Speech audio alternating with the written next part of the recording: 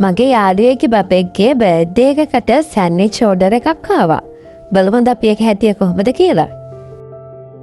මුලින්ම තම්බාගත් විස්තර ටික හොඳින් පොඩි කරගන්න.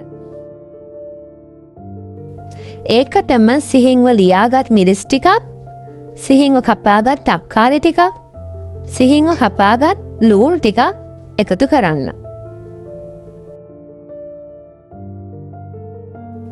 දැන් මේ ටික හොඳින් කලවම් කරගන්න. මේක පොඩි බබෙක්ගේ බර්ත්ඩේ එකකට හදන්න නිසා මට හිතුණා මේක පැණි රස ටිකක් තිබ්බනම් හොඳයි කියලා. ඒ නිසා මම මේකට පොඩියට කපාගත්ත අන්නාසි ටිකකුත් එකතු කරා. මයොනයිස් ටිකකුත් එකතු කරා. තව මම ඒකට ගම්ඩස් ටිකකුත් ඇඩ් කරා. රස අනුව ලුණු ටිකකුත් එකතු කරගන්න.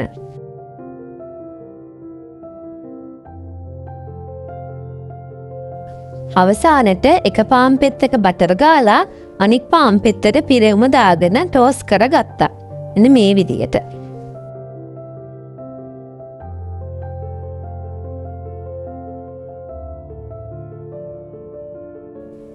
දැන් ඉතින් රස බලන්නයි තියෙන්නේ.